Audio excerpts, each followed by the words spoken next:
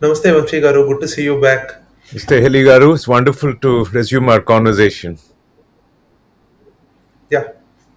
So I think even the last time we spoke on Kantara, we spoke on Parampara and all that. So I think those are topics that will continue to persist in our conversations. But specifically for today, I wanted to also elaborate on two of your recent articles, right? The ones that came out in May.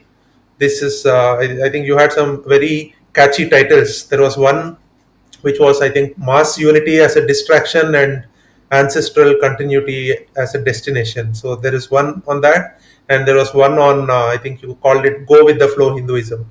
So there's a lot of good things to discuss in those articles, but I think I thought some of them needed more elaboration, and this format is better for that sort of a discussion. So I thought we could begin with that. So I think the first topic that I wanted to touch upon was something that I could relate to in what you mentioned in one of those articles, where you mentioned that so whenever something positive comes out, right, we from the Western press, like I think you took the examples of NPR, National Geographic, or anybody else. Whenever something positive comes up, we embrace it. That someone is praising us, like Indian American became a CEO or something like that. So we embrace it as a our own individual achievement.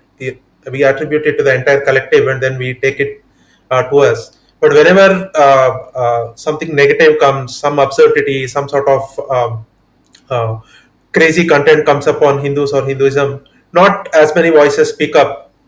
So it is mostly like you stay silent, you stay out of the harm's way, thinking it is political, or you don't want to be associated with the bad guys speaking out and things like that.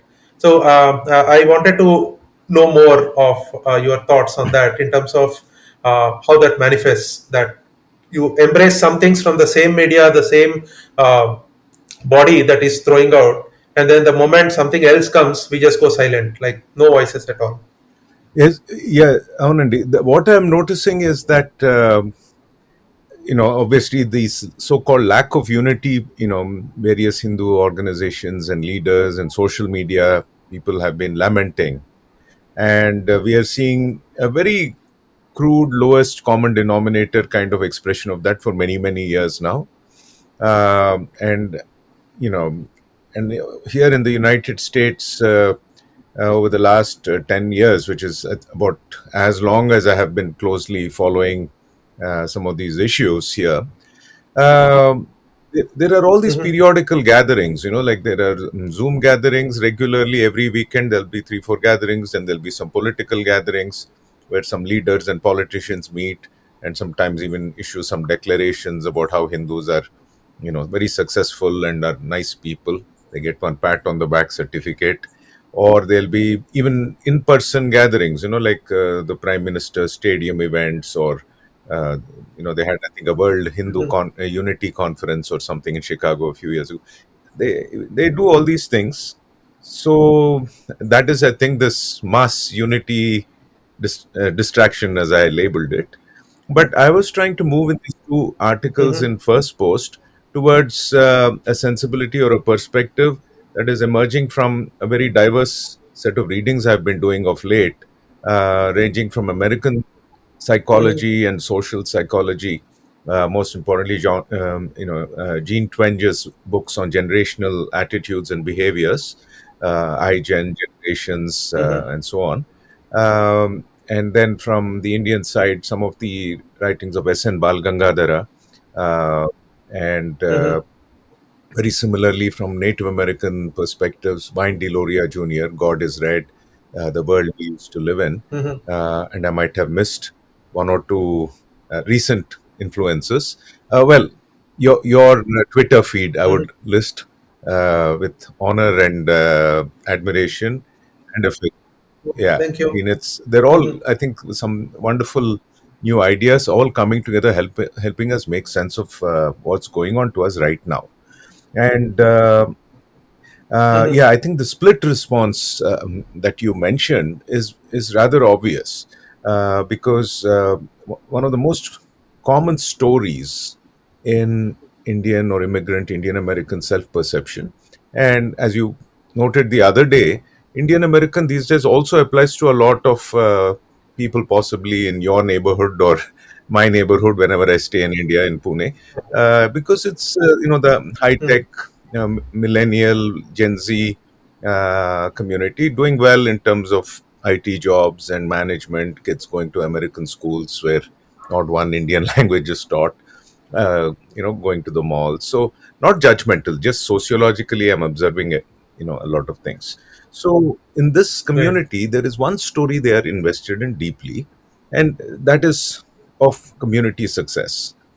And the Mhm. manifestation or example that you mentioned from my article is how every time there's a list, okay, top 10 Indian CEOs, okay, Google, Sundar Pichai or, Satya Nadella, they're all the time sharing these lists and, enjoying it as if that wealth and power and privilege is automatically coming to them somehow. But at the same time, when there is Mhm. news that a group of poor sadhus were, thrown out by the police in Palghar and to the lynch mob, and they were lynched, or hundreds of horrific Mhm. crimes, that we see every day, to Hindu girls being abducted in Pakistan, or Hindu temples being attacked in Bangladesh, or in various parts of India. The beheading of that poor tailor last summer. So ఇవన్నీ జరుగుతున్నప్పుడు when all of these are happening, um, I find it interesting that there are various stages of distancing going on from these events. So there is no sense of collective pain or Mhm. collective harm. I would say the majority of today's aspirational, successful, middle class IT management kind of crowd, they don't even see some of this, right? There, Right. because what is happening is, unless you're following a certain set of people on social media, you don't even know these things are happening. Correct. Or, for example, if I do a quick sociology of, say, my half a dozen friends in the Silicon Valley, only one or two people, so I would say about 20 to 30% of people I know, knew what happened in Leicester in UK last year. That who was the Mhm. aggressor, who was a victim, etc. Correct. Otherwise, people didn't hear about it. The only time they heard about it was NPR, National Public Radio, did their propaganda, one-sided, black is white, war is peace, freedom is slavery, Orwellian, spin on news. So Correct. Correct. for them, it is very simple. Oh yeah, this Hindu nationalism is spreading everywhere. These guys are going and provoking or attacking people. It doesn't occur to them something else might have happened, because they're also sort of invested in these news sources as a marker of their belonging in high status society. They're being educated or informed. So, I mean, I really wonder, given the brazen mendacity with which New York Times has been covering news from India the last 20, 30 years, why are so many Indian elites so committed to backing it or defending it? And again, I think it goes back to this upper aspirational model. And then when you come to people who are aware there is a problem, which is, let's say, 20% of my friends, um, fortunately, Mhm. there also the ability to grasp these causes, particularly in a sociological or historical or cause and effect sense, is in a self-reflexive sense, as Right. sociologists might say, is lacking. So they Mhm. largely pick up some talking points from Mhm. our, internet Hindu, warriors, or right-wing talking points from the US, and so these are some of the points in the landscape.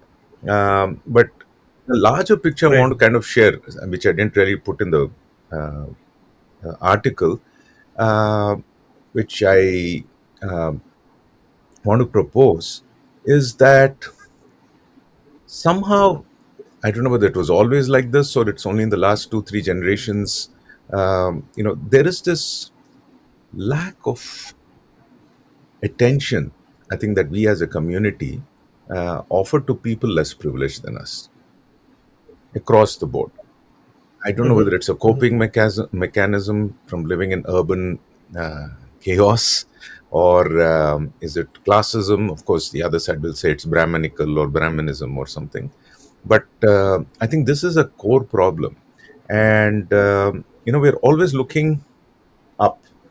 So, in a way, yes, in America, in meritocracy, this is something that is applauded because that's what capitalism or American capitalism always offered immigrants, right? Right. Don't resent your situation, or don't be over compassionate to people less fortunate, and they always look up and try to keep moving forward. The American dream Correct. aspiration. Yeah. Like this whole, I think this whole Hindu discourse or Hindu related topics seem like a distraction to many. So I see this in my peer group as well, both here and even abroad. Like I have friends who have been in the US now for what, like Mhm. 15, 20 years. So when I speak to them also, they're like, why do you keep writing all those long passages on social media? I don't even read them. I can't relate to them. And these are people who have known me for a good 20 years. And they are in a similar professional line. So it feels like, why are you wasting time in something that doesn't help your career? Exactly. This is not something that is going to, yeah. So I think that disconnect is there, that somehow all of this is seen as distraction, something that's not worth spending time on. How does it affect me, sort of thing. And I think that also goes back to what you just spoke on, this inability to understand the larger overall sociological context or political context and narrative battles and things like that, right? It feels none of this will affect me. It's not going to affect my paycheck, not going to affect my career, sort of thing. And I think that's where I thought, like, in your article, you also mentioned this whole recent controversy on the caste discrimination, or whatever is the technical term for it, right? That bill that happened in the Silicon Valley. There was a lot of controversy with the, first with the Cisco case and then others. So even there, like you mentioned in the article, I thought on that at least people will rally, because that is something that directly affects their careers Mhm. as well. Because tomorrow, if you choose not to promote a Mhm. particular employee, you may be accused based on your last name for being Mhm. discriminatory or whatever. But surprisingly, as you mentioned, I think we have these large, huge Telugu, Tamil political organizations, groups, like they do such a huge things around movies and audio release functions and all that, for example, right? But we didn't see anything of that sort happen around this bill. Indians, of course, were like Indians staying in India were not very keen, because they felt it's not related to them. But at least people staying there should have understood the mechanics a lot better. I think even there, the people who protested were not like this feeling was not shared everywhere. I think it was just a pocket of usually politically active people were the ones who took up the cause and took it forward. But a lot of these other organizations, as you said, I didn't see them speak up. So there is that disconnect. I think somehow people feel this is like a distraction. It doesn't affect me, sort of thing. Absolutely, this is a great example because this is not a theoretical concern. The Right. peculiarities of Indian American immigrant perception of self and their host society and other communities.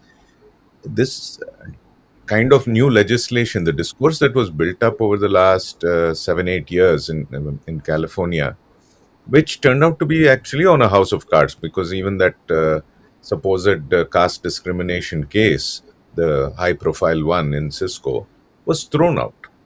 And Right.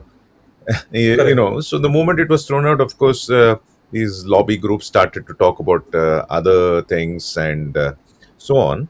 But yeah, what you said is very relevant, about the relative lack of involvement by um, the multiple groups, and for example, there was a very big tech investor conference around the same time, 3 4 weeks ago.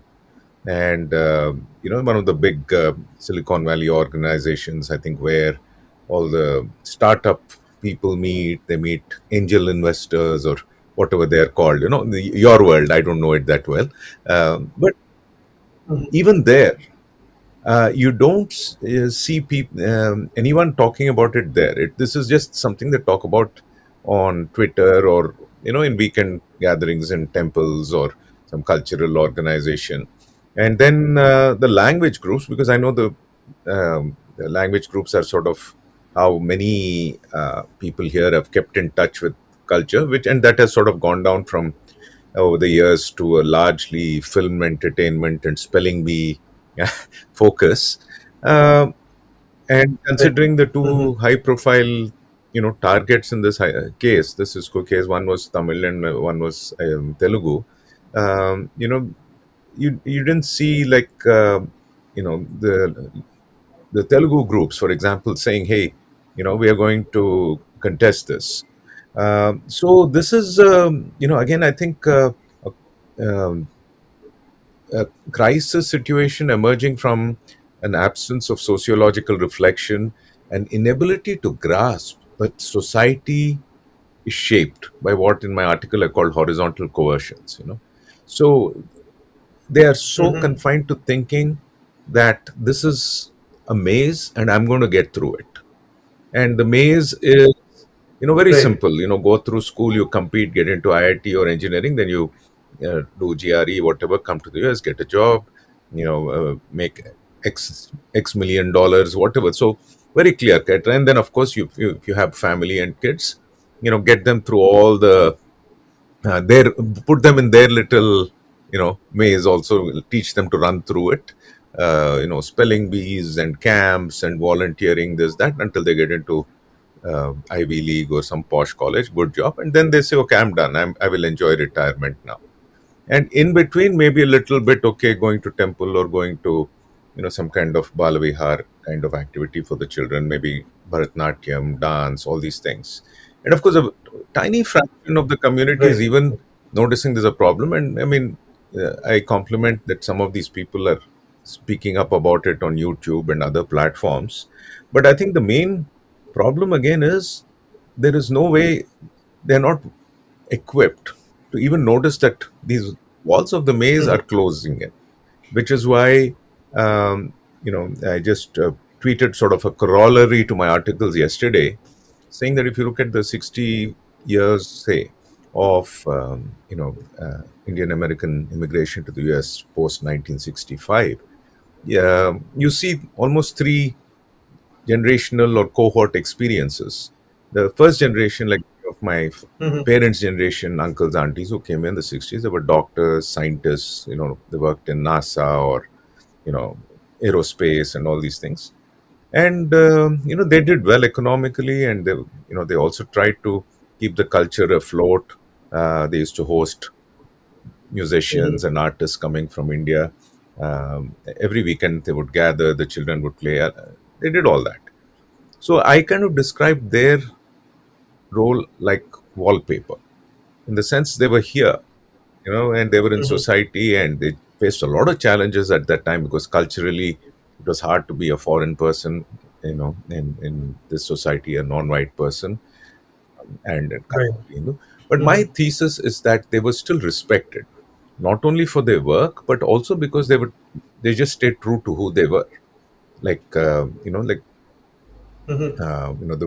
they wore their Indian clothes, and I think they had a decent amount of respect from both sides, right? The conservatives probably Right. were constantly trying to convert them, but at the same time they respected them, saying, "Hey, these people, religion is important to these people, family is important to these people, just like me." So, for example, one of the first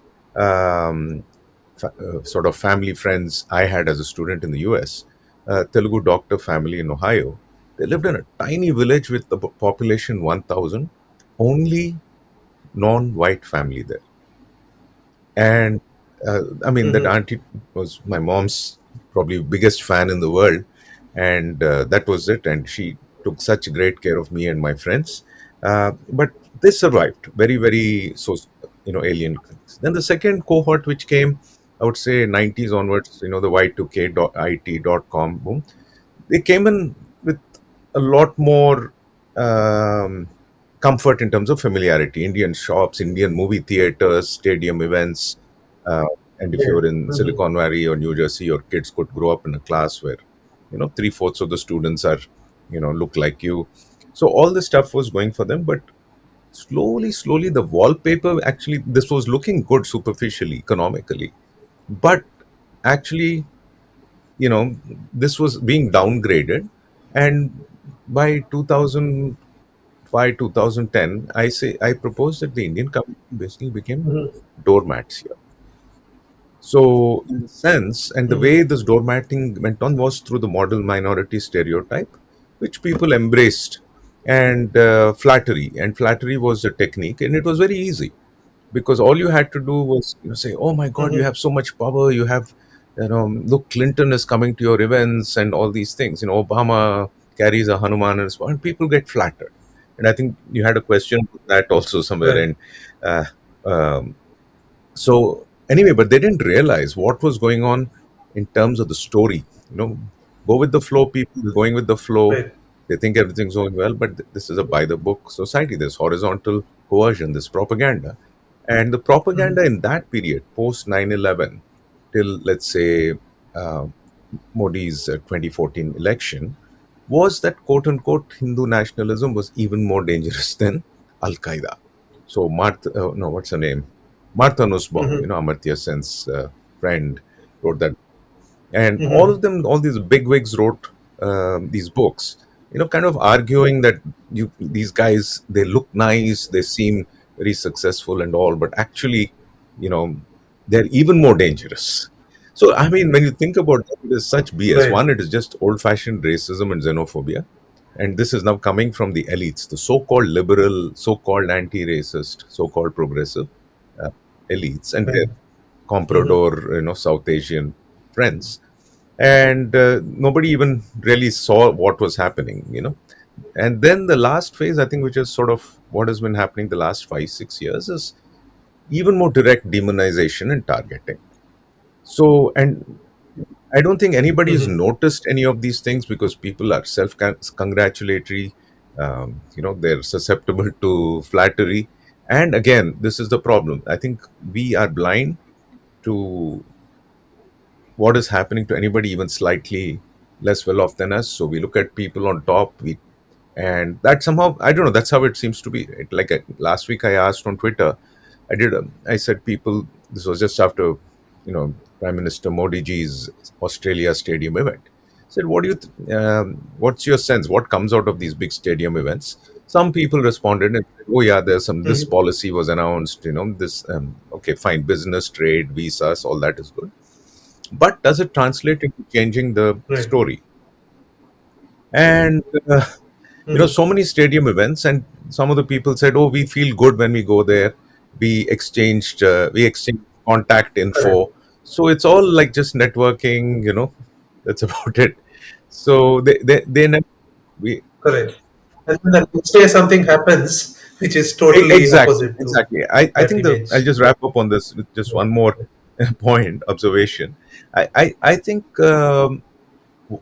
what has happened as a result of, because I think this is the last political point, and then maybe there's some more fascinating things also that you had said we'll talk about.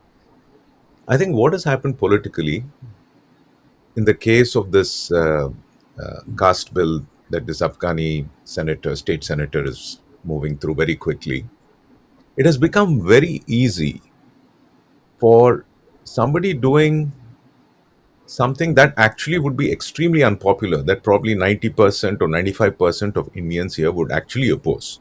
If you ask them honestly, if you showed Mhm. them kind of false Right. claims and rhetoric on which these legislations are being built, the kind of administrative nightmares it is going to cause every person, the kind of psychological pressures and damages it's going Mhm. to cause to people. Um, I think most people would, in their own self interest, say, hey, this issue is already covered under existing laws. Um, and the people pushing for these laws have shown a lack of even basic understanding and maybe even a lack of integrity and honesty. So let's oppose them. But now that is a reality. But what has happened is it has become very easy for people pushing these kind of very Mhm. insane corporate, military, agenda driven policies to pretend that they have majority support from the community. So, for example, Right. I believe when two or three of groups, I think a few, maybe 50, 100 people, I don't know how many people went 2, 3 weeks ago to try and meet this Senator Wahab. I think the doors were closed on them and they were not allowed to meet. And next day, she tweeted a photo of her meeting some Sikh representative saying, "Yeah, the South Asian community stands with me and this bill," and known, separatist gentleman. So it's Right. as easy as that. So it's very easy. And see, this is not unique to us. We are living in a time and a Right. place where, when back in 2020, after that election, the 50% or so of the country which voted for the Democrats began to claim with great certainty that all the people who voted against that guy, that is, who voted for Donald Trump, 70 million or whatever that number was, were all, brainwashed, miseducated, or, just outright evil. They didn't even say, okay, let's Hmm. agree to disagree or anything like that. They just decided we can ignore Right. 50% of the country completely and demonize them. Right. And of course, um, so that seems to be the working model of democracy in late modern societies today, that you can very easily pretend. Earlier they used to pretend that, hey, we agree to disagree. But now it's like you pretend that the other side is so evil it deserves not to be heard, and they don't even exist. So I think that is the same mechanism of propaganda that is at play here. So it's become very easy. So if tomorrow, if even if 1,000 people show up and protest this bill, the elites, Hmm. in corporates, in lobby groups, in government, are going to convince themselves, oh, there's only 1,000 people here, but there's 2 million Americans. So the other 99 are with me. Right. The good Right. people like me. These guys are the far right, extremists. Correct. So that is, I think, Hmm. the psychopolitics of why people are doing what they want, and many Indian groups are unable to seemingly oppose it effectively. Right. Right. I think like one of the reasons why this happens is also what you have elaborated in the article, right? Which is where it moves slightly from outside from the, let's say, the political domain into more into the cultural space of intergenerational continuities and things like that. So I think that's where the two contrasts that you try to bring about between what is happening at a horizontal and what is happening at a vertical level, right? So there are all these horizontal coercions that you said which are at play, and which is of course true equally both in India and then in US as well. And then there is also the vertical of how, what is it that you pass on to the next generation? How do you maintain the family transmission of religion and tradition and all of that, right? So I think that's the piece where it's also breaking a lot, because of the fact that this we become perhaps very very liberal in this particular in the vertical continuity. We are saying that this is what I was doing. You, if you don't like it, don't do it. This is optional. This was our family tradition, but then times have changed, so you did not pick it up. If you don't like it, if you like that, you can do that. So it's become quite liberal and dispersed, and hence, because the verticals have become very weak, people are also more susceptible to the like the horizontal coercive forces that are happening. And sometimes people change without even knowing that they have changed, right? That they might be just picking up or succumbing to an ideology, but because they are not rooted to anything at all, it is just that way, like whichever direction the wind blows, they are just flying that way. I think that's the manifestation of the go with the flow also, the thing that you mentioned, that we are also losing that piece. And I think that's the one piece that I wanted to elaborate a bit more today, because interestingly, like I also saw this tweet from uh, Pope Francis, the official Twitter handle, a couple of days ago. There was something called a Global Parents Day, and then Pope Francis gave a message saying, as parents, don't never tire of talking about your faith to your children. You need to be the mediators of the faith, and you should pass on and things like that. So it is very, that's like a very foundational rooted belief that pretty much every other faith group or every other belief system has. And somehow Hindus, for some strange reason, seem to be letting go of that urge to pass on their tradition to their children, and leaving them, let's say, in favor of the education curriculum, in favor of the media narrative, and they're just left like that. A lot of people really don't even know their own traditions. That seems to be the bigger gap, because of which this is like manifesting all these other phenomena that are getting manifested. Indeed, very true. Yeah, because when you look at this interplay between vertical tradition and horizontal forms of belonging, which is, I think, Hindu parents are certainly, um, front runners in, making this change or breaking from the past. And it's a strange thing because it's this dynamic is playing out in so many different ways. Um, One, we all grow up with this idea that your life is sort of a journey through time from point A to B, and it's you go up in every possible way. You improve your, and mostly in terms of economic uh, earnings, social Right, status. And I think this is just a very, very big thing about Indian society, unless people cut loose and follow their own path or something like that. And with other communities, um I think what has happened is, on the one hand, let's face it, the uh, horizontal faiths or horizontal um, forces did begin historically with trying to do a snap, like breaking intergenerational ties. Okay? Um, and right, I think some of the institutions which um, were created out of this, this kind of interest, namely the church or the Islamic leadership, or and today the even the secular corporate world order. All of these do this, but then they also want some kind of generational reproduction. So, and which is right, what the Pope is seems to be worried about. And certainly, you can also see in the US, because right now the so-called woke culture is the one which is mainly doing this. The past is evil and the parents are ignorant, and that kind of you know propaganda.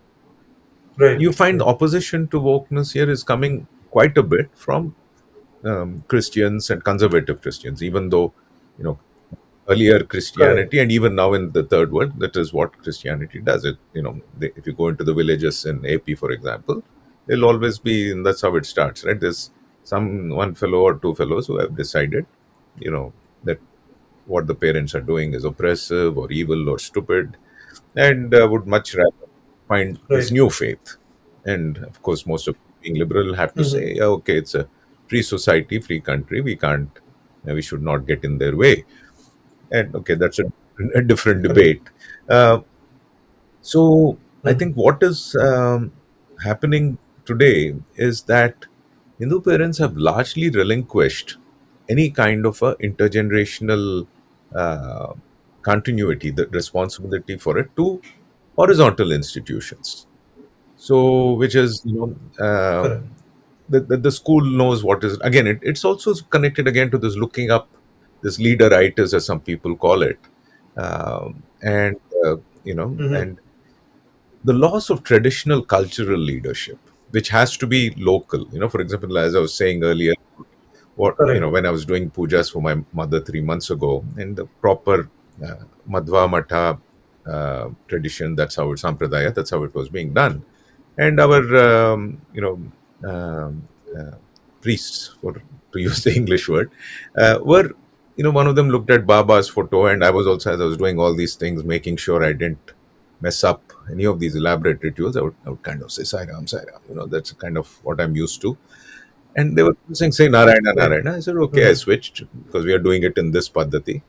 Um, and then they kind of Right. was saying something in Kannada about the Baba, big photo Baba my parents used to have in their house.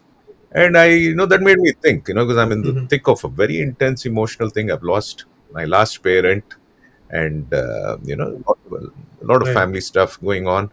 Um, and, I'm doing all this. So I don't know, I suddenly said, Madhvacharya is our Sampradaya Guru.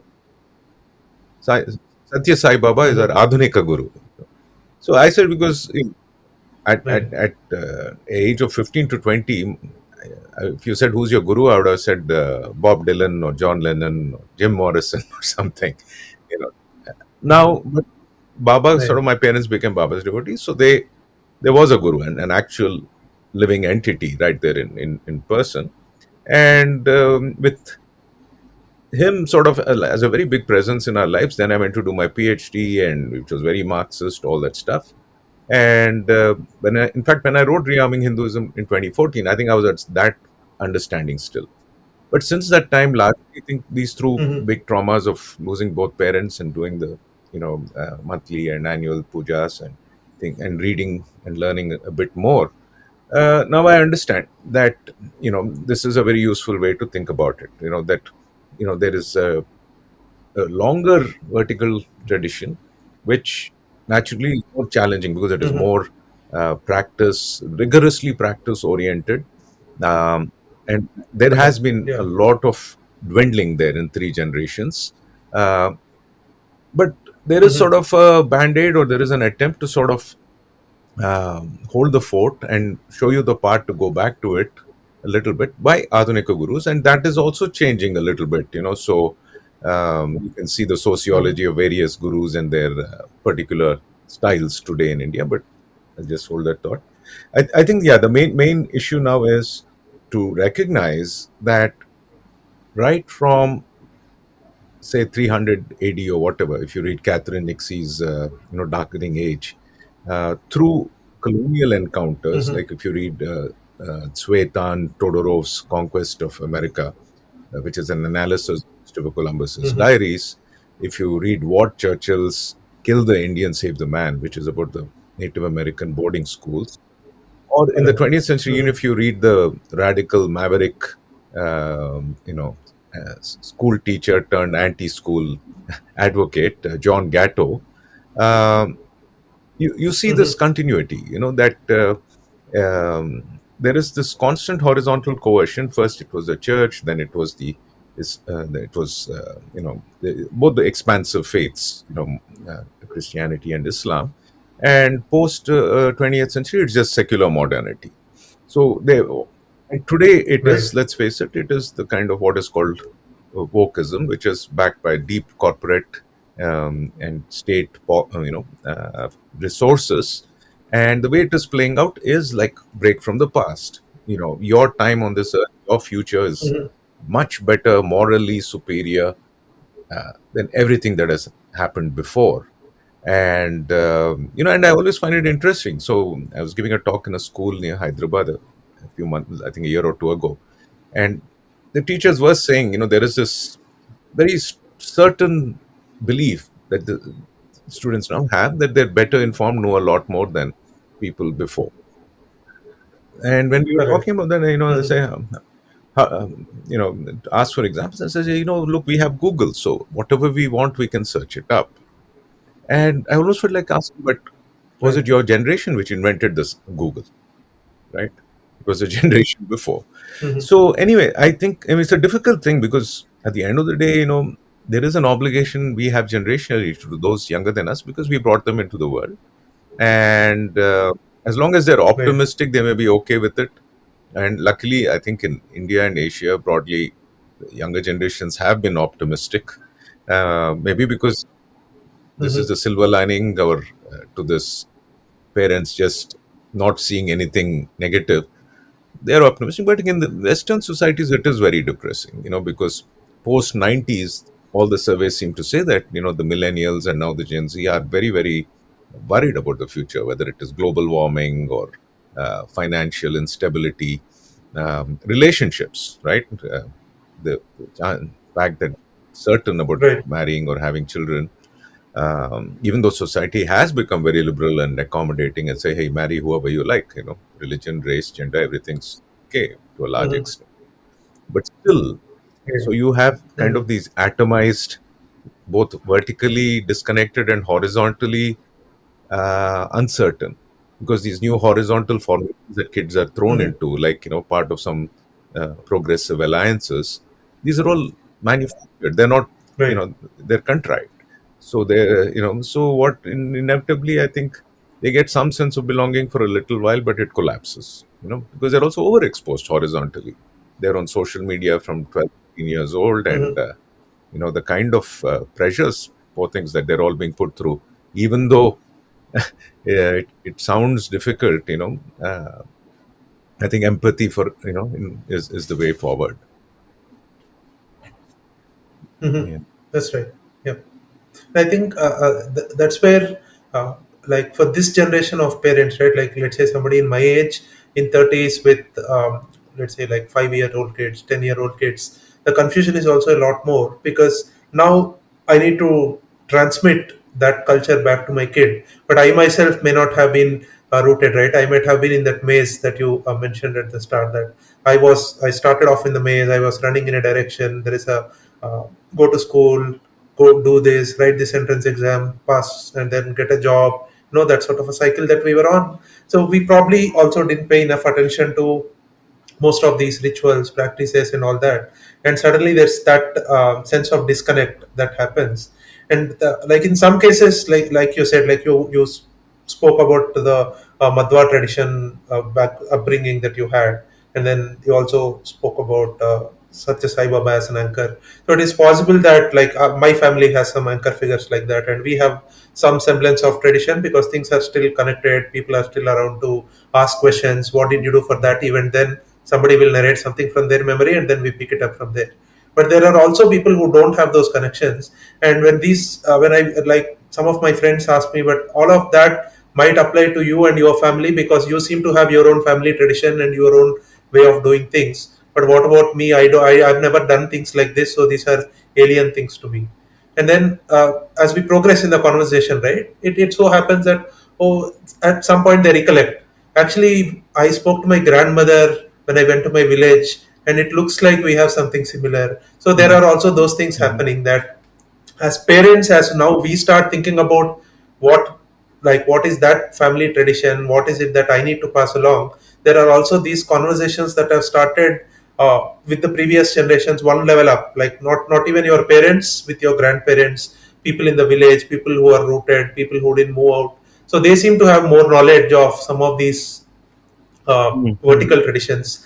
And then there are now attempts being made for people to recreate and replicate those things in the new places where they are in. So I think we are perhaps seeing some sort of this connection back to that Mhm. continuity in time, where people want to transmit what is unique to them, like what made them exceptional, maybe their own flavor of Mhm. Hinduism. So I think that's where you use this word of, like, I think Mhm. micronation or something like that, right? So I think everybody seems to have something of that sort of a belonging now. They are trying to get there, and that is what makes, like, even in mass media, I think we spoke about this Mhm. movie Balagam in one of the conversations, right? So Balagam, I think, is also a good example of what is happening, where uh, they are trying to now communicate the existence of very unique ancestral traditions that are there for that particular, let's say, the space, or community, or whatever. But then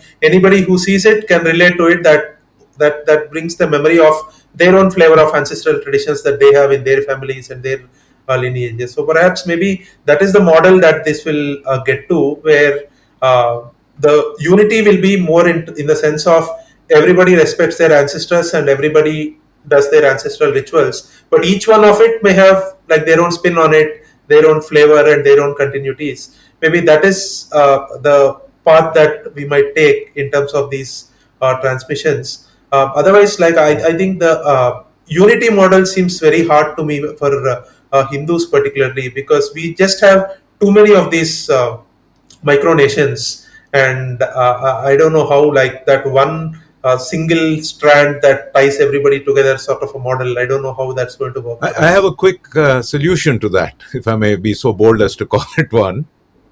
I think the single strand here is we all have, Hmm. we are all born from mothers. We have a biological, Right. biological unity, in the sense that we're all here because our parents decided to have us. And in earlier generations, they almost all did vratams and went to punya kshetras to have us, chose our names Right. carefully, Correct. and conducted these amazing Right. pujas to ensure our health and well-being and all these things. So those are all beautiful things, you know. And I'm Mm-hmm. sure as long as we keep doing at least a Correct. fraction of these things, when our children, if they're growing up in Disneyland schools and gated communities, and I wanted to say Mm-hmm. Disneyland social media, but dystopian social media wastelands. At some point, perhaps, when they see a photo Mm-hmm. of themselves as babies and their grandparents putting some, mark on them, or the father writing the name on BM on rice. So things like that demonstrate Right. should demonstrate to anyone who puts a fraction of attention that you were loved, even if your parents Mm-hmm. are separated now, which Right. is unfortunately a common reality. Even if you find your parents dysfunctional or unable to understand you, there were moments when these Mm-hmm. people didn't just make you come into this world to face all its problems, recklessly, or even if they did, at least they, took the trouble to do a little bit of ceremony. And that was a mark of love for you, and a sign that they wanted your existence to be prosperous, healthy, happy. So I think uh, that Mm-hmm. that is the common thread, really, that it is, it is all ancestral, it is all vertical. Reality, nature is vertical. Today, every morning we get some, little local wildlife, which comes to take some seeds, some birds, and you know uh, like Balagam, so one set of birds started coming Mm-hmm. on exactly, 1 month after my mom passed away, and the first Tithi. And it Mm-hmm. happened when my mother-in-law passed away too, 2 or 3 years ago. And Mm-hmm. so yeah, so that is that. So, and I don't know why today I was wondering, when early morning, some of these our neighborhood friends showed up for their little seeds and all that. I was just thinking, who are their mothers? Mm-hmm. How did these eat? Right. And unfortunately, how many of their Mm-hmm. siblings were lost and were eaten? So I don't know. I mean, it's like nature is teaching us who we are every single day, and I think that is why probably Pope Francis should just tell his followers, "Arey yaar, pay more attention to the nature traditions." He's a good liberal Right. Catholic Pope, Right. so I think he's the most liberal of them all. So I wish he would, just say, cross Of course. the, pagan phobia barrier and just say, I mean, learn from everybody, Right. and I think, there are probably people in these traditions also that are know it, but they're still reluctant to go all the way. But yeah, so I think parental generate it is experienced in our lives. There's something I wanted to say. Yeah, I wanted to just sort of bring in a little bit of couple of points from Bal Gangadhar's book, as others years, which I sat Mm-hmm. on for many years. I finally read it, and I quite enjoyed it because it takes place in the form of a conversation between two or three characters, most of whom are like pretty much like liberal modern Hindus with very modern liberal questions of the sort all our friends probably asked. And so this book is sort of a simplified version of his more famous book, I think, The Heathen in His Blindness. So, couple of Okay. So, which book is this this, is called Vamsee Garden? The one that you're talking about? As Which one? Others See Us. So I All right. believe that Okay. these Yeah. two I've seen that. Yeah. simplified conversation format books, do all reads to Mm-hmm. all roads lead to Jerusalem and As Others See Us, and yeah, Right. they're like the easy to read versions. All roads I've read a little bit, Mm-hmm. but As Others See Us seems like something you should give to your everyone should give to their friends, and might seem a Mm-hmm. little annoying at first, because everyone's got their own quirks, uh, especially intellectuals, especially Right. formidable intellectuals, I guess. Um, so, but Right. once you Right. go through the flow, I see he has managed to engage with some very profound issues, like the idea of the self, the idea of fate and agency. So one thing I thought was very Mm-hmm. interesting and relevant to our conversation about generations and intergenerational communication was the two modes of learning, or the styles of learning, where the Western, modern, secular, scientific, post-Christian, or Christian influence is by the book, in the sense there's a theory. So you are taught a theory and then you learn to apply Right. it to the world, which means in some ways it's good. It equips Mm-hmm. you as an individual to deal with traveling around the world, learning, encountering new languages, cultures.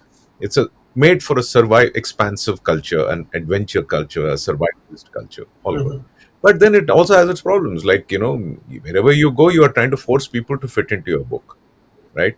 So when Columbus Mm-hmm. lands in the Americas, he wants these people who look different simply because they are not already Christians, because he wants them to fall into the category of, say, savages in his book, you know. And then, Mm-hmm. they're having all these debates in Spain, liberal and liberal and I guess Orthodox Christian priests are having debates whether these guys have human rights, or they're like Mm-hmm. animals, or they're humans, or what are they if they're not saved. So then Right. they come to some kind of conclusion that, yeah, if they Mm-hmm. convert, then they can be allowed to live and be good slaves. So all these kind of things are going on, trying to Correct. coerce everything into their book. Now, so that is the theory model. And let's face it, most more modern Indians, once they're uprooted from their, I guess, traditional systems, whether it is Pandityam and Paurohityam in the case of Brahmins, or it is, arts and crafts in the case of, the geniuses who Mm-hmm. created all our beautiful temple. In all these communities, more and more as people are sent into government schooling or missionary schooling, it's gone. And also urbanization. Right. So, and the Mm-hmm. reason this theory learning ends up becoming devastating in multiple levels is because, and this is what Bal Gangadhar sort of talks about here, is that the Indian model of learning is really learning by imitation. So, and I'll give you a Right. great example. I think you will like this, and our Dhwani listeners will also enjoy this. When I was about 9 or 10 years old, my mother was actively involved. She had an organization called Andhra Pradesh Rangasthala Vritti Kalakarula Samakhya. It was basically, yeah, Uh-huh. so Okay. big organization, and they were trying to promote and get government patronage and support for traditional arts, which were all dying out very fast because these Right. artists, Mm-hmm. Tappatigallu, Tolubammalu, all these traditional artists, these families were Correct. actually, Correct. people were committing suicides and things like that because no one would come to see, their shows anymore. They would all go watch, the latest NTR or Krishna movie or whatever instead. Mm-hmm. So for about 5, 6 years, this organization created a whirlwind. And later, when Mr. Anjaya Garu was chief minister, he made my mother chairperson of the Andhra Pradesh Sangeeta Natak Academy. So it was a big thing in my life. I mean, Mm-hmm. looking at this every day, there would be like all these people would come from the village. They would set up small stages in our garden under a tree on a boulder. It was magical at that time. Of course, it was Mm-hmm. like, hey, what is all this? I just want to see the new James Bond movie, and those. Those days, Correct. of course, there were Correct. just two, Yeah. three theaters showing English movies in Hyderabad. But anyway, so these people would come, and this was a big part of my life. Then, and once the Surabhi group was staging Maya Bazan Mm-hmm. in some open field far away beyond Secunderabad, or I don't even remember where it was, and my mother took me to watch it. And this was one of those epic things. Long, I mean, now I know they have one of the Surabhi families does it regularly. I think in public gardens last few years, which is wonderful. Right. Yeah. Yeah. They do that. And so this was still on in an open maidan, like a tent theater lantidi. So there was not a proper thing. And we went around 8 p.m. maybe. It was going on, and probably it was going to go on all night or something. And I don't remember. Maybe it was still kerosene, so you could hear the hiss and Mm-hmm. smell the kerosene fumes. And this is such a great moment because the highlight, of course, is the moment Ghatot Kacha appears, right? In Bible. So Ghatot Kacha Mm-hmm. comes on the stage, he's singing, and he's eating one banana after the other. I remember that very, and it's a wonderful moment. And then suddenly you notice on the side of the stage, there's about two, three other mini Ghatot Kajas. Okay, like mini me in Mm-hmm. Austin Powers, there are mini Ghatot Kajas. So, Okay. Uh-huh. so you see what is happening. There is like a 12 or 13-year-old boy dressed up like Ghatot Kaja, and then there is an even smaller kid, 4, 5 years old. So these are the understudies. So they're Mhm. all the kids, two, three generations of the children. They're all growing up together. The adults are Right. putting on the show. The kids just go on the stage, dress like them. They Mhm. imitate, the mannerisms. So that is that. I mean, I remember that when I was reading Bal Gangadhara. That learning imitation. Right. So everybody, like the Correct. carpenters, the craftsmen, the painters, priests, the Vedic chanters, everybody is learning through imitation. So you don't stop and Right. abstract the theory, or rationalize it, or even say what is the meaning. Um, all this stuff. So I think that has been severed, because now, to move away just from ordinary people with middle class urban professions and lives, when we don't do these small things, when we don't go to temples and do things Right. like just removing our slippers, taking prasadam with right hand, um, things like that, I think the kids have nothing to even see and imitate, and Right. everything has to be abstract and theoretical. Mhm. And sure, there are some good books. A lot of us are doing good videos and writing and so on, but that is a mixed bag again.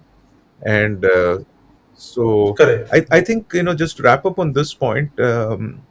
So Balagam really worked also because I think it was a rural setting, and you see a situation where Right. people, now that's a slightly different thing, where there is no real theory. Nobody's really talking about why we do this and all that, but they're doing it anyway because village people still do these practices. Correct. Everybody. Yeah. And what really worked, Yeah. I think, emotionally there was, it started out really as a comedy, almost like a dark comedy, where the grandfather has died, and everyone else has just got their own problems, property, debt, marriage, and Right. they're just going through the rituals without even caring, Yeah. really.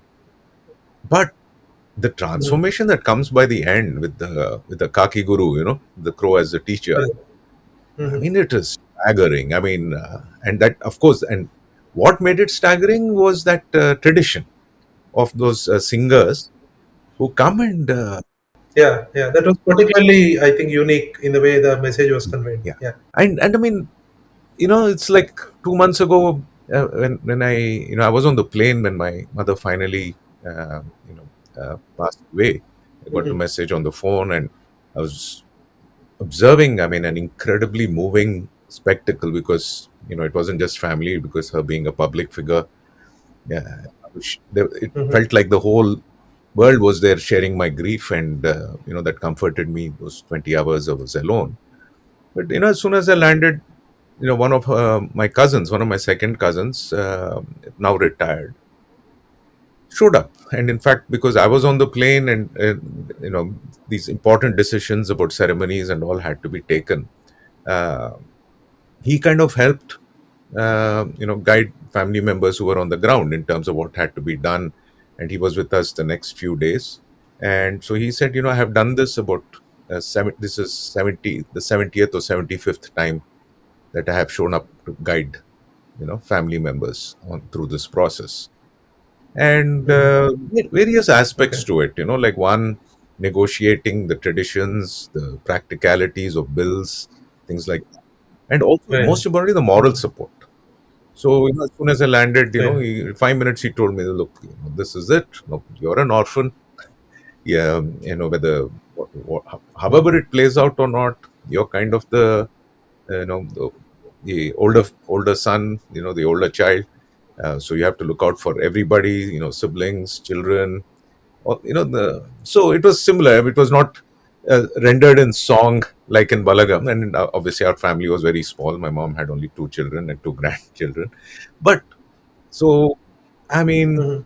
you learn more profoundly about who you are, where you've come from, where you're going, and what you need to do in a few minutes like that, than all the Mhm. libraries that Macaulay claimed they had, or whatever BS. Right. Right. Yeah. Yeah. I think that that contrast that you brought about, right, like the reference to Balgangadhara's book as well, that this imitation or learning by doing sort of a culture versus a theory or by the book sort of a culture, that's perhaps the biggest of difficulties that we are having now in terms of trying to rebuild these connections. A lot of this is by practice, and some of us have missed like some years of practice now, and then you are suddenly stuck where you should now learn, transmit everything in like sort of what you should have done and learned over 20 years. You need to now learn in like 5 years Exactly. or 4 years, something like that, and you don't even have like enough teachers around, right? So it's a very unique sort of a situation that we are in now, and that also I think applies not just to the like at practicing at an individual level, even at in terms of like how scholarship is working in the Indian subject, so on. It kind of reminds me of this discussion I had, I think about a year ago with a young Sanskrit university professor, and he specializes in one particular part of our overall Shastra discourse. And because I have a particular interest in this whole law, religion, dharma sort of interface, I started having this discussion on who are like the Dharma Shastra experts in your university and all things like that. And at that time, he made like a very prescient point, which is that he said it is not easy to find a Dharma Shastra expert in our times today, because a good Dharma Shastra expert should also have a very good understanding of Karma Kanda and the overall ritual process, right? So I think that's again the difference between how like an Indology sort of an expert operates and how a traditional expert operates. Because a traditional Dharma Shastra expert needs to also be an expert in conducting rituals. He should have that whole Karma Shastra sort of a parampara. But an Indology sort of an expert operates from a theory or by the book sort of a Mhm. perspective. So I think even in terms of Hindu scholarship, that matters a lot. That you cannot write in pretty much anything on Hinduism unless you're also a decent size, some sort of a practitioner of it, right? Otherwise, it's very difficult for you to relate to all of these things.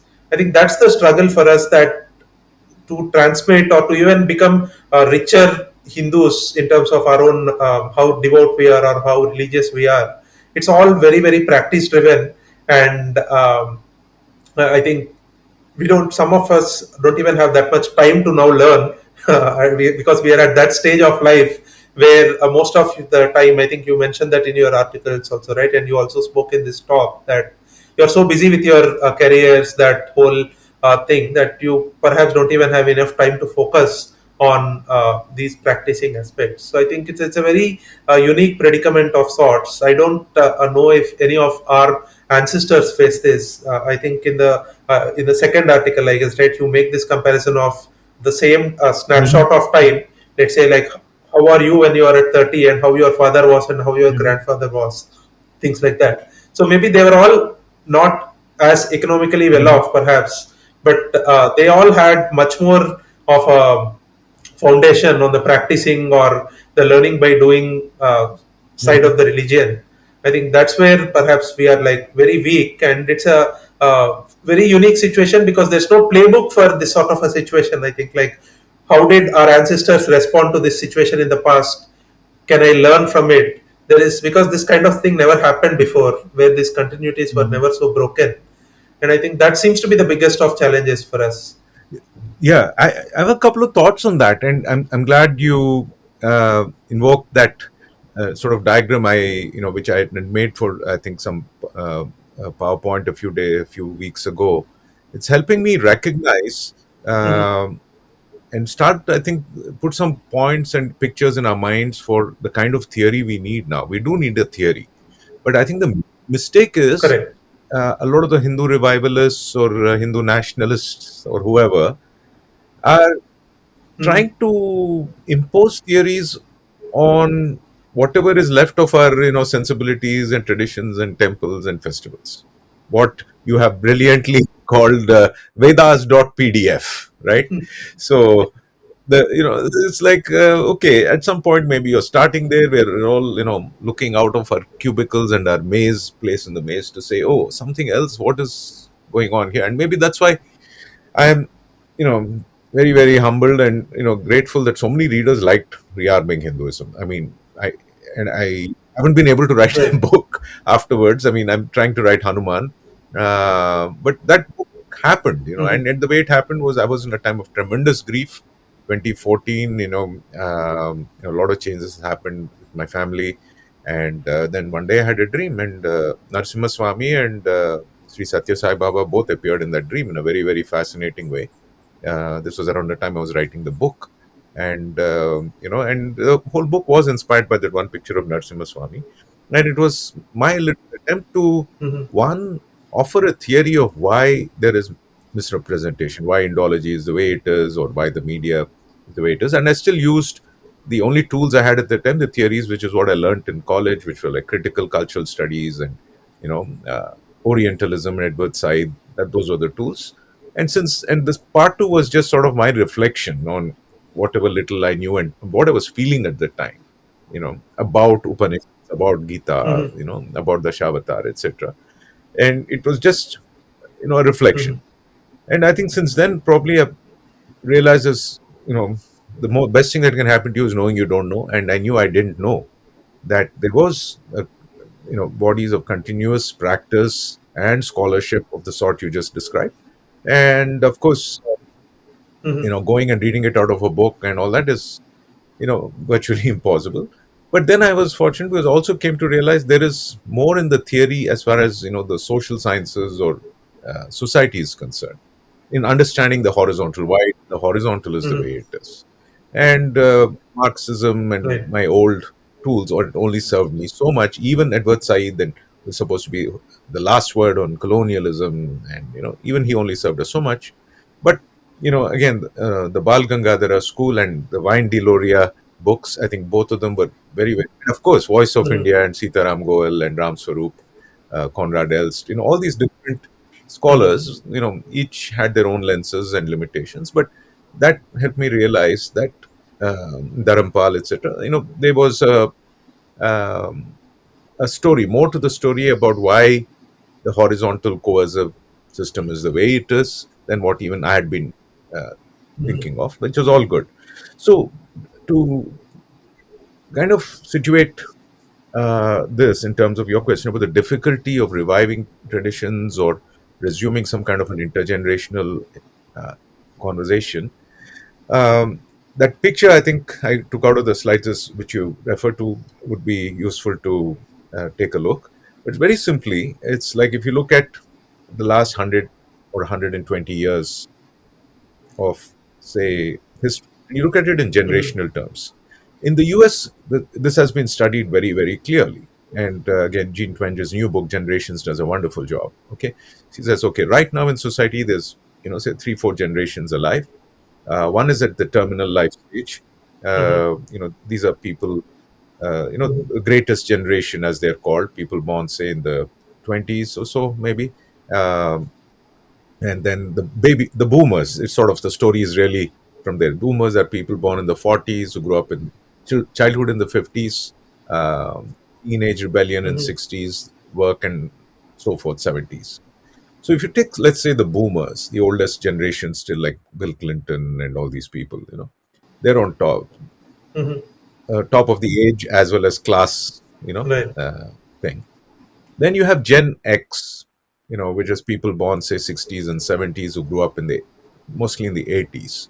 They are kind of middle aged now, hitting their 50s.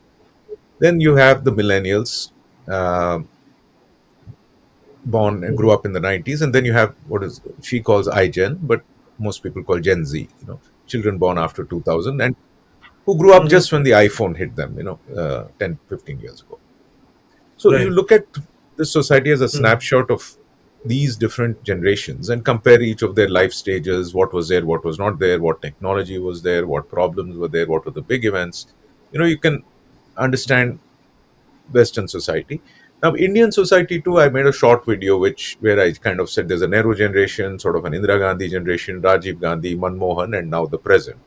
And so, if you look Mhm. at the last 100, 120 years in terms of these different cohorts who have been shaped by very certain horizontal forces at different life stages, it could have been school and Doordarshan, in my case. Mhm. Now it is school and internet and Instagram and global culture for the children today. If you look at all these things, um, I think we can start to form a theory. And the theory is not so much about what Ramayana really meant, or what feeding the crow really means, etc. It's just a theory of wha- how we got here, in the modern world, in the last 4 or 5 generations, Right. why we act the way we do, why we think the Mm-hmm. way we do, why we don't do what we might be doing. So I think the need, in a sense, as far as education is concerned, because I'm a teacher, would be to uh, for all of us as parents, as students of culture, as traditional revivalists, hopefully, to also start working on a theory of, you know, how we got here, in the last 4 or 5 generations. And I think the key point, as you Mm-hmm. said, and why I'm just saying 4 or 5 generations, is obviously some of these horizontal coercive ideologies and institutions are much older than that. Uh, as I mentioned, all the way goes back to colonialism or even longer. That's right. But it's really last 2 3 generations only, right? That the break has been tremendous. So if I were to compare, Correct. the pictures of the three oldest generations in my wall in that room, there is Ramanaya Pantul Garu, that is my father's grandfather, Prapitamaha, because I know his Mm-hmm. name. And by some miracle, Mm-hmm. his photo showed up on the, one Uh-huh. of my aunts had it. So he lived like late 1800s to early 1800s. Then my Tatagaru, Krishna Rao Garu, Pitamaha, Mm-hmm. uh, who died 1969, a couple of months before I was born. I never saw him. And then my father, you know, who Professor Ramana Rao, who of course know and remember fondly and intimately. And you see the break between each of their generations, and maybe not them individually, Mm-hmm. but broadly their cohorts. So you can see that it's only really the last Right. 2 3 generations, Nehru to Indira Gandhi to this, that the breaks have been bigger and bigger. And the breaks have been bigger in the sense of the Right. fact that, one, there has been an ecological change, again, a dimension I think just a few Mm-hmm. of us worry about. Like, what if you grew up in your old house where your grandfather watered the tulsi plant, and you have that memory, and plant is still there. Right. Yeah. So that gives you a Mm-hmm. different Correct. connection with the soil, with nature, with your past, and that is gone for most of us. Anybody who's in a city now is Right. pretty much broken from that. um, and the landscape, the urban landscape today, a lot of children in India, it's very hard for them to imagine. In fact, I would recommend everyone watch some old movies, even 80s movies, where they can see the rocks of Hyderabad and say, hey, just imagine, this is where there is this mall, there's be a giant Yeah. mountain Correct. here. Mm-hmm. So it's very hard to think of the past, Right. but that nature, the ecological vanishing is one part. Then the second, I think, break is the increasingly intrusive and coercive nature of communication technologies, right? So um, Mm-hmm. maybe in our generation as children, okay, what were the mass organizing technologies and forces? There was school with a syllabus set by NCRT or ICSC or state board or whatever. Then there was television and some movies. Right. Now it's like non-stop. I mean, your syllabus is being set by psycho lobbies, the way the Ford Foundation and the Carnegie Foundation, well, it was Carnegie and Rockefeller about 100 years ago, which invented US mass schooling, completely inspired by eugenics theories, according to John Gatto. And now, of course, it's a Ford Right. Foundation and Mm-hmm. other such global entities which want to convert the whole planet's youth and children into certain ways of thinking, right? And that is what a kid growing up Mm-hmm. in even in a small school, say in Hyderabad, is dealing with. A message Mm-hmm. crafted with a lot of investment and care by communication professionals. So, and at best, many Hindu parents won't even realize what is happening, or if they see this, oh, this is good, they're learning to be good people, or if they see a problem, they don't know how to Mm-hmm. argue it. So anyway, I think at least I see my ability and task in all of this as uh, singing the praises of sampradayas, yes, absolutely. And also Mm-hmm. academically, I would say working towards, more of a sociology, a theory of how we all got here, with Wine Deloria, Balu School, etc. Yeah. I think that is definitely a good start of trying to explain how we got here, because even that story, as you mentioned, I don't think there is a great popular understanding of how we got here, because we didn't pay enough attention to everything that was happening in the past two generations. So I think that's definitely a good first step. Yeah, and I think these two articles for me, I think I had to get it off my chest, but I was surprised that such two very long and very dense articles were actually struck a chord with some readers because Yeah, a lot of people could relate to it. yeah, Yes. I said that this is surprising, and I think it's simply because I was trying to say, ask, explore the question of why is it that we never talk about the sociological theory about how we got here. We just accept this flow, the status Right. quo as Right. normal. Okay, and that's why I say because we are not Mhm. used to contesting the book itself. We are used to following books, Correct. and we are bending more and more, and we are suffering more and more. And our children, unless we act, are likely to suffer more and more. That's a problem. Yeah. Right. Yeah, that's true. All right. I think we've spoken a lot, Vamshi. I think we should continue these conversations. And every time I talk to you, I also can like relate to a lot of these topics, and it feels like these are topics that need more and more discussions. And a lot of these things need to come out into the public view, because I think we spoke about it at the start in bits that some of this also the awareness is lacking, because not enough of this is also discussed in public spaces. Exactly. Yeah. Yeah. In fact, just to riff and conclude, I think, see, one of the problems is because uh, put both these articles in terms of a perspective.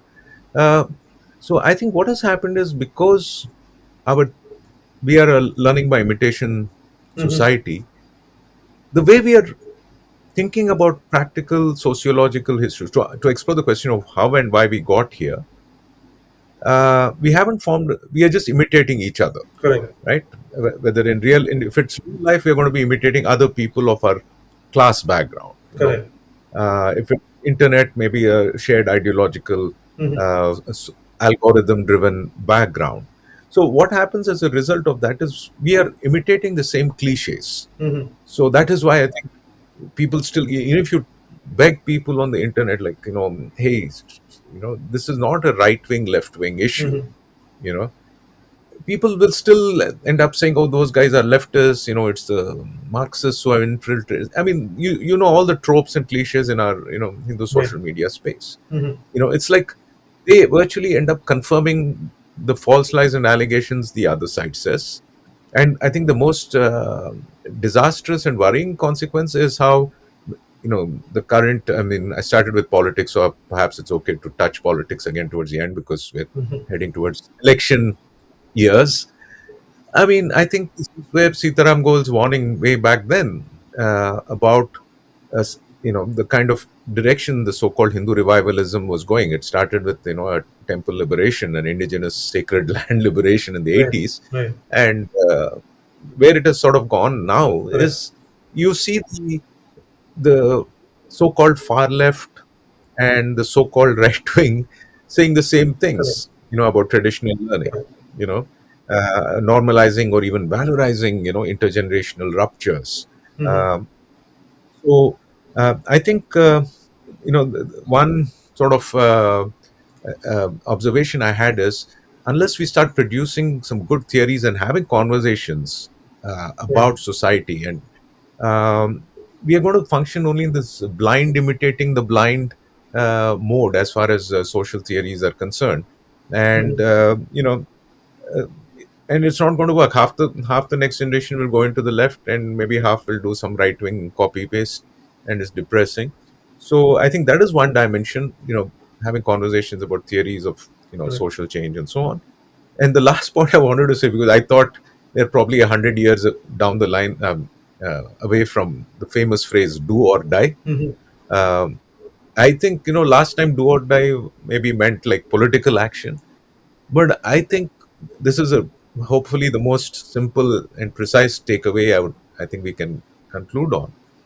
As far as sociology is concerned, understanding the modern world and how we can act politically is concerned, we need our own theories. Okay?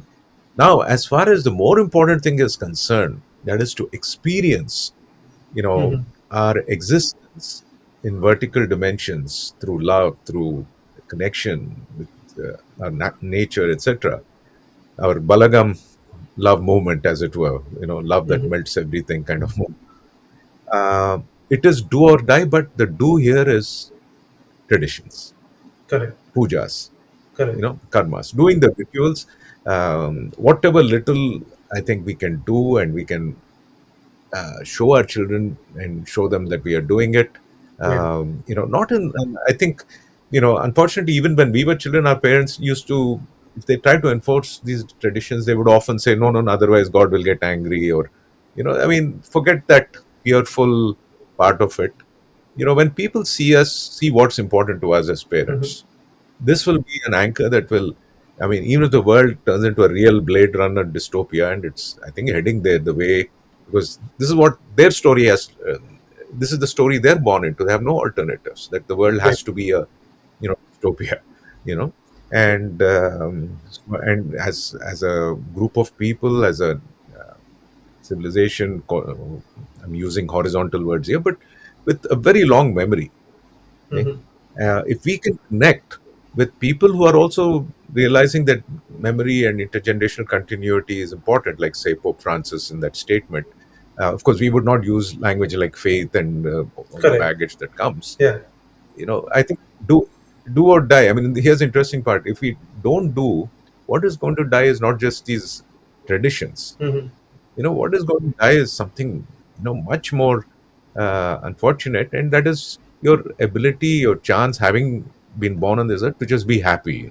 Right. So and so I think happiness is a wonderful end point to think about, end goal to think about. And much admiration for S. N. Balgangadhar, because towards the end he says, if there's one thing you can say about Indian society or culture or traditions, it is this assumption that everybody has a right to be happy. Correct. Okay? Contrary to all these pyramids they draw and all that Yeah. propaganda, there's so I think that's a wonderful proposition. And one of our friends used the phrase "Loka Kalyanam," Hmm. uh, and have Kalyan in your name. And I have Of a course. very dear cousin named Kalyan. So I Hmm. think Loka Kalyanam is a beautiful, beautiful idea. So uh, do or die, readiness, and Loka Kalyanam as our, you know, uh, destination. I think that's a happier note to conclude. Yeah, of course. I think that's a great way to conclude this talk for today, Vamshi. I think Loka Kalyanam, Sarvejana Sukhino Bhavantu, these are all ideas, right? They're just long ideas that have stayed with us for generations together. So, and that should be really Yeah, the yeah. aspiration for us. Yeah. And intergenerational. I know we are maybe Right. half a generation apart or something, so it's so wonderful and delightful, to have these conversations, and both as writers and readers and parents. Of course. Yeah. Thank you. Thank you, Andy. Wonderful, wonderful.